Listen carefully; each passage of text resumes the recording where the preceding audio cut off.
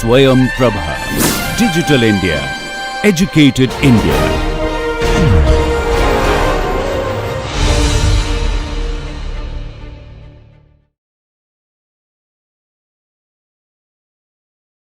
So welcome back. So in this third lecture, we'll be talking about probabilistic models for doing classification. I'll also spend some time talking about a class of models known as latent variable models that are again very powerful way, which again provide us a very powerful way for doing probabilistic modeling of data. And towards the end, I'll spend some time talking about some of the other topics that I feel are basically quite exciting and upcoming areas in probabilistic machine learning. That you should probably explore after these lectures. So let me get started with probabilistic classification. So so again, in the previous class, we looked at probabilistic models for solving regression problems. In this lecture, I'll start off by talking about probabilistic models for solving classification problems. Now, if I understand correctly, there was a previous lecture on logistic regression-based classification. That is essentially a probabilistic model for doing classification. So knowing that, I would not talk much about logistic regression, but I will still talk about some other ways of doing probabilistic classification. So if we think of classification problems and try to solve them using probabilistic models, then there are basically two types of broad methods that can be used to solve these problems using probabilistic models. The first approach is known popularly as discriminative classification, and some of the examples of these models include logistic or softmax regression. So the reason these models are called discriminative classification is because they formulate the classification problem directly in terms of trying to classify an example into one or two or more classes using a directly defined function. The other class of problems that are used, the other class of models that are used for classification are known as generative classification. There again, the goal is to do classification, but sort of in an indirect way by coming up with a generative model for the data that you're trying to classify, and using that generative model to then define a probability of a class given the input. We will look at these in more detail. So some of the examples of generative classification include methods like naive Bayes classification. Some of you might have heard about naive Bayes, or Gaussian classifiers, where you assume that each class that you have is modeled by a Gaussian distribution, right? So, and then based on that, for every class you learn a Gaussian distribution, and given a test point, you decide the label based on under which class it has the largest probability. Okay, so that's the basic idea in Gaussian classifiers, and also in generative classification in general. So, so as I was saying earlier, if we think of discriminative classification like logistic regression or softmax, these models directly define the probability of y given x. So note that here y is a discrete label. So if we are solving a binary classification problem, then y can take one of the two values, 0, 1, or -1 or +1. Or if we have a multi-class problem, there we can have more than two classes. Okay. So and then one of the k-many classes would be the true label. And so these discriminative models directly define the probability that for any given input x, the true label is equal to k. This probability is defined as this so-called softmax function. So it simply says that this probability is defined as a ratio of exp of wk transpose x divided by this summation of these exp wl transpose x. Okay. So here, with every class, let's say small k, you have a weight vector wk. Okay, so essentially what this definition is telling us is that we define the probability that the label is small k, and this probability is proportional to the score that that this data point x gets under the kth class. So with every class k, you have a weight vector wk. So in some sense, you score this example using this weight vector wk, right? And you exponentiate and you normalize. So you can see that this is a probability, right? If you sum this score over all possibilities of k, it will sum to 1. Okay, so if I sum this thing over small k equal to 1 to capital K, this will sum to 1. Okay, so this is a valid probability estimate. So note that in this definition of a probability of this input being the label being k given x is directly defined using this function. We are saying that, well, here is a function. It's clearly a probability. Let's use this function. Let's try to infer the unknowns. So what are the unknowns here? The unknowns are the weights, right? With every class, you have a weight vector, W1, W2 up to W capital K. Okay? So we can define this model and we can try to learn the weight vectors. Okay? Using our favorite optimizer, We can also use MLE or map or Bayesian inference to learn these weight vectors. I'm not going to talk about the estimation in general, but you can define this. So this defines your likelihood model, right? So this is the likelihood model. These are the parameters. You can define a prior over every parameter and then do MLE, map, or Bayesian inference. So that is what logistic regression or softmax regression, is about. The other type of classification models that I'm going to focus on are generative classification. So what are generative classification models? Well, again, the idea is to compute this probability, that what is the probability that for this input x, the true label, the predicted label is like, the label is k. So generative classification defines P of y given x, which is the probability of the label given input, in terms of what is known as the marginal probability, which is denoted as P of y, and the class conditional probability x given y.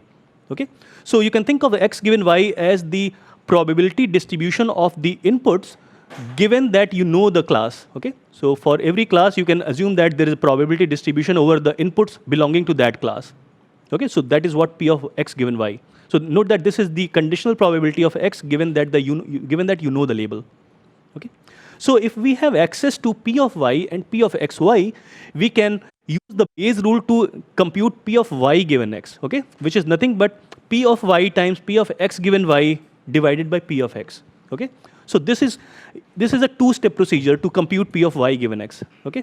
We are first estimating P of x given y and P of y, and then combining these two using the Bayes rule to compute this probability.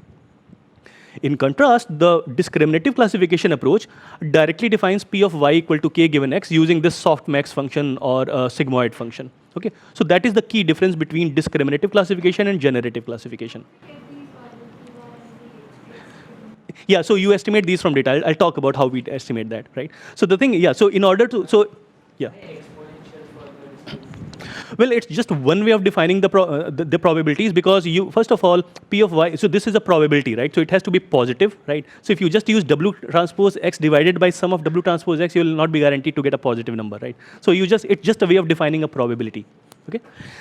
Yeah. Softmax is just logistic regression. Multi-class, yeah. Softmax is basically a multi-class generalization of logistic, yeah. Right. So as we have seen in the discriminative classification approach, the parameters that we are trying to learn are these weight vectors. Whereas in the generative classification, what are we trying to learn? Well, we would actually be learning these distributions, P of y and P of x given y. So once we can learn these distributions, then we can plug those in this equation, and then we can compute the probability of the label being k given the input. How do we learn P of y and P of x given y is the question, right? So how do we do that? So first of all, if you can also express this denominator as a sum of this, the same quantity in the numerator, but summed over all possibilities of the classes. Okay, so this is the expanded version. So if you look at this equation, you are basically, what do you want in order to apply the generative classification rule? Well, you need an estimate of what is P of y equal to k, okay? And you also need an estimate of what is P of x given y taking a specific value k. So if we can somehow estimate these distributions, then we have solved the generative classification problem. Okay. So how do we estimate these distributions? First of all, let's establish some nomenclature.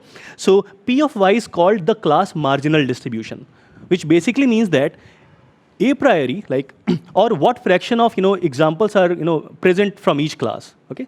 So P of y, so you can compute P, so y can take one of k possible values if there are k classes in the data, right? So I can compute P of y equal to 1, P of y equal to 2, up to P of y equal to k, right? By looking at the training data and simply seeing what fraction of examples are coming from each of the classes, right? So if I have, let's say, 30% examples from the positive class, 70% examples from the negative class, then P of y equal to 0 is like, if positive class is like 1, then it's 30%. So it's like, you can just empirical, fraction will be these probabilities. So these can be estimated by just looking at the training data. You ignore the features, you just look at what fraction of labels are there from each class. That will give you this distribution. This is just a discrete distribution, right? P of y, right? So you can compute P of y equal to 1. P of y equal to 1 is basically the fraction of labels with label 1. P of y equal to 2 is the fraction of examples with label 2, and so on. Okay. Now the thing is, you can also be a bit more rigorous in computing P of y. So when I say that, you can simply compute the fraction that's basically doing MLE estimation. But you can also incorporate some prior knowledge about what fraction of examples are there from each class. So there are many ways of estimating P of y. You can do MLE, you can do map, and so on. So likewise, so let me just show you the basic. Yeah, so what I'm talking about here is that you can have P of y, right? So in order to compute this, you basically have to compute P of y equal to 1, P of y equal to 2, and so on. P of y equal to capital K. And as I said, a very naive way would be to simply count the fraction of examples that are belonging to each of the classes, and that defines this probability distribution. But you can be slightly more rigorous about it, and you can say that, well, rather than using these empirical frequencies, I can say that P of y is basically defined by a categorical or multi-nolly distribution with a parameter vector pi. So you can say that this is basically pi 1 up to pi capital K. Okay? So multi-nolly distribution or multinomial distribution is a distribution that will produce one of k possible values if you draw from it. Okay? So pi 1 up to pi k are not known, right? So these are the parameters of this distribution. You can, now if you can do MLE on these parameters, which will give you precisely these estimates. Or you can put priors on these parameters and infer the posterior distribution on, right? So if you do just pi MLE, then that will basically give you this thing, right? On the other hand, if you, let's say, impose a prior distribution on pi, okay, so then you can do a map or Bayesian inference about this probability distribution. So, so that becomes a bit tricky. I mean, we have not talked about such estimation problems, but the basic idea is that essentially when we are learning P of y, we are learning this probability vector, okay? We can estimate that probability vector using MLE, which will give us just these estimates. Intuitively, this is what the solution will be. But we can also say that, well, let's assume a prior over pi, this pi vector. So pi is a k-dimensional vector, okay? This vector also sums to 1, right? Because these are the class probability. What is the probability that a label is from class 1 to up to capital K? So if we think of this probability vector pi equal to pi 1 through pi capital K, this vector must sum to 1, okay? So if we are going to do a map estimation or Bayesian inference for pi, then we must start with some prior distribution over pi. Now, what is a good prior for a parameter that is a probability vector, which sums to 1? So there is something called, which is, again, not the scope of this lecture, but I'll anyway mention. So you can use something called a Dirichlet prior, which is a prior distribution over vectors that sum to 1. So with the Dirichlet prior and your training data, you can actually get a map estimate or a Bayesian estimate of P of y, okay? So the bottom line is that once you have your training data, then you can learn P of y using either MLE or map or Bayesian inference. Okay, so that will basically solve one part of the problem where we have to estimate P of y. The other part is to estimate P of x given y. Okay, so how do we estimate that? Well, in fact, we have already looked at such a problem in lecture 1 itself. That if I am given some data, and if I assume that the data is coming from a Gaussian, I can estimate the mean and variance of the Gaussian. Okay, so estimating P of x given y is basically taking the data from every class, right? And then assuming that the data is, let's say, Gaussian distributed, just estimating the mean and covariance matrix of the Gaussian. Okay, so this is just because we already know the label, so we know which example comes from which class. Okay, so we can, using that, we can just do density estimation for these examples. So again, let me just show it using a picture. So. So the basic idea is that suppose we want to estimate P of x, well, not P of x, but yeah. So suppose I want to estimate this, right? So in order to estimate this, I have to basically estimate the following. So P of x given y equal to 1 through P of x given y equal to capital K, assuming we have capital K classes. Now we have to make some assumption. We have to assume that each of these distributions is basically some probability distribution. Okay, let's say a Gaussian distribution. So if we assume that each of these distributions is a Gaussian distribution, then each of these distributions will have some parameter, right? And the parameters can be, like, for the first one, we can have a Gaussian with parameters mu1, sigma 1. And likewise, for this one, we can have a Gaussian with parameter mu capital K and sigma capital K. Okay. Now, given data from every class, we can estimate the parameters, right? We can do, again, MLE or map or Bayesian inference to estimate the parameters. Okay. Is it clear? The other thing is that if your data is not real valued vector, so Gaussian will be a good assumption if the data is real valued vector. So if your x's are, let's say, d-dimensional inputs, then Gaussian is appropriate.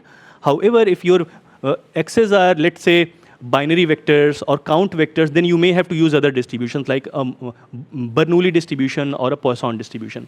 But depending on the data, you can choose an appropriate distribution, and then you can estimate the parameters of that distribution. Okay, you have to do it for every class, and that will give you P of x given y, because once you have estimated this distribution for every class, so that's basically a density estimation task. Okay, you take the data from every class, you estimate the probability distribution of the data from that class, and you learn the parameters. Okay, and that all these basically will constitute this distribution P of x given y. Okay, is this part clear? Any questions on this? Okay, so we have seen both things. Like we can estimate P of y as well as P of x given y, using our like MLE estimate or map estimate or Bayesian inference. Okay. So this is the point I was making, that if once we are given the label data from every class, we can estimate P of y equal to k and P of x given y equal to k. Once we have estimates of these, given any test input, all we have to do is plug in these. So we can evaluate P of y equal to k for every value of k, and then whichever k gives the largest value, that will be the class of that input. Okay, clear? Note that we can also think of a simpler version of this problem, where if P of y equal to k is the same for every class. Suppose there are k classes, and every class is, we expect that every class is equally represented, right? In that case, we can just ignore this part, right? We can simply like look at P of x given y equal to k, which is the simple approach. So suppose I have data from k classes, I simply estimate the distribution of each of the k classes, and simply look at the probability of the data under each class, right? And that the class having the largest probability will be the predicted class. However, incorporating this kind of, also helps you influence the class sizes, because some classes may be minority, some may be like, some may have lots of examples. So having this helps you, take that into account. So that's how you solve generative classification. Okay. So again, I'm not getting into the technical details of it. I'm just trying to provide a high-level idea as to what is generative classification and how it is different from discriminative classification. Again, generative classification uses this simple two-step procedure rule, where in the first step you estimate the probability of y equal to k and the class, basically the class marginal and the class conditional distribution. Once you have learned these distributions, how you learn these distributions is up to you. If you want to do MLE or map, and using point estimate, you can do that. If you want to like do a lot more computation, and you can do the Bayesian approach, where you can actually average over the posterior and do all sorts of things that we did in the previous two lectures. All right? Yeah. Say that such kind of Bayesian networks result is biased toward the one which has more number of examples. Well, so it depends. So I mean, the model is taking into account both. It's not necessarily biased towards that, because you would also have the probability of the input given the class, right? So it's just that you are looking at the classes that have, so in some sense, so it's kind of a prior information, right? That, there is maybe one class that is majority, right? So maybe it's more likely that the test example will be from that class. But you are not entirely going by that information. You do have the other piece, right? X given y equal to k. So if you're, right, so you're basically taking into account both, like the a priori information about the class, biases, and then the probability, and also the fact that what the input looks like under each of the classes. Right? If both are high, then the product will be high, and then, And sir, what if I was having no any example of some other class which I want to learn? Yes. But it's occurring in test data. Yeah. So in that case, it's going to be 0. 0, yes. Yeah. So typically we expect that all the classes are represented in the training data. Okay. However, there is one more caveat, that it might happen that in the training data, some classes are some have very few examples, right? For those classes, these distributions cannot be estimated very reliably, because if you want to estimate the distribution of a class, you need sufficient training data, right? And that is when the Bayesian approach will be useful, because the Bayesian approach can learn parameters even if we have very little amount of data, because it will use a prior distribution over the parameters of the classes, right? Right? Is there a way where we sometimes incorporate Laplacian correction? Yeah. So that's basically, using the prior is basically this like Laplace smoothing, actually. Yeah. So if you just use MLE, then of course the classes that are like very scarce or like they have no examples, they will just not be like predicted, right? So Laplacian smoothing, or it's basically like a simple way of saying that we are using a prior distribution. So using prior is basically what you're talking about. Okay, but as I said, yeah, if you have some classes that are kind of underrepresented, and you may not, and for those classes you can't really get a good estimate of these class conditional distributions, right? So you better use a Bayesian approach where you properly incorporate a prior distribution and regularize the parameters so that you don't overfit, right? Because essentially for the classes for which you don't have enough data, you will overfit very easily, right? And using a Bayesian approach, you can avoid overfitting. Yeah. Yeah. So hopefully the difference between discriminative classification and generative classification is clear. Yeah. How the Bayesian approach helps in cases where we have very less representatives for very large. Yeah. Because our prior is also dependent on that and the number of Yeah. So let's look at this. So suppose we have some class for which we have, let's say, just 2 or 3 examples, right? And if we try to fit a Gaussian distribution to that class, it will probably not have a good estimate of the mean. However, if we also incorporate a prior distribution over the mean of that class, as we did in lecture 1, right? So what we talked about in lecture 1 was we were trying to estimate the mean of a Gaussian distribution, right? So suppose we just keep our estimation simple. We say that covariance matrix, we don't want to, we know what covariance matrix is, but we just want to estimate the mean. If we have very few examples, then it makes more sense to incorporate a prior distribution over, then let's not do MLE, right? Let's actually use Bayesian approach or map approach. So what we will do in that case, we will put a prior distribution over the mean and covariance matrix of, okay, so if we, let's look at this, right? So mu and sigma, we are trying to learn mu and sigma for every class, okay? Now if there is some class for which we have very few examples, right? Then it may make sense to put a prior distribution over mu and sigma so that we can do a Bayesian. So otherwise, we will just be computing the empirical, mean, empirical covariance, right? But having a prior distribution on these mu and sigma will help us get their posterior distribution, and then we can use the posterior distribution to do averaging. So we can do a lot more. We can basically do a lot of all the Bayesian basically averaging that we have seen in the previous lecture. Just to like avoid notational clutter, I did not have any of those things, but you can do Bayesian inference in this setting. Okay, the point behind this discussion is to just show you the basic difference between discriminative classification and generative classification, and to show you how generative classification can be learned using the training data we have, and what sort of quantities we have to estimate. And we only have to estimate these 2 quantities: p of y equal to k and p of x given y equal to k. Both of these can be estimated using training data, using any appropriate estimation methods, MLE, map, or Bayesian inference. Okay. Yeah. The other thing to remember is that in discriminative classification, we are not modeling x, right? Again, recall the discussion of linear regression. There also we were just modeling y.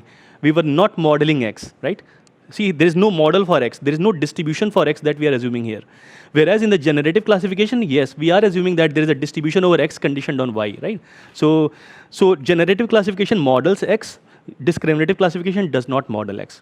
And it has certain benefits, and it has both disadvantages and advantages that I'll talk about later.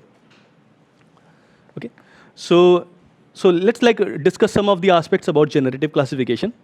First of all, it's very simple, right? All you have to do is basically estimate these distributions and then plug in these distributions in this expression to get the probabilities. Okay, so it's very, very simple. Especially simple if the class conditional distributions p of x given y are simple distributions like a Gaussian. Gaussians, we know how to estimate the mean and covariance matrix. It's fairly easy, right? Even for something like Bernoulli. So in fact, most of the distributions you can estimate very easily if you have plenty of data. If you don't have plenty of data, then you have to do, let's say, you have to incorporate prior information, and but you can still do that. Right?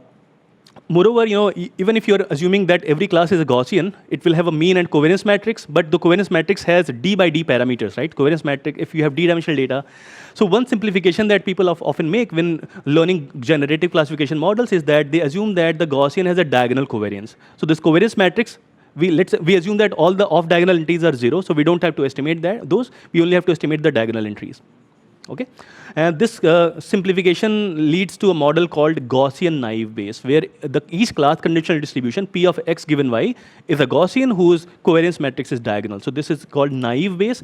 It's called naive because if you assume a diagonal covariance matrix, it assumes that the features are independent given the class label. Okay, so again, I think it might be clear if I just write it. So the idea is that I might have it on one of the later slides, but the idea is as follows. So suppose I have this suppose I want to estimate this, and let's say this is a normal distribution with some mean and some diagonal covariance. Let's say lambda 1 up to lambda d. So this is my covariance matrix. Okay, I can show. So you can easily show that this is equal to product of, so this is the d-dimensional normal distribution, right? I can write it up as a product of d many one-dimensional Gaussian distributions, right? So and it's basically so by the way, this is x given mu and sigma. So this would be xd again xd given. So this is x. Yeah, let me just yeah.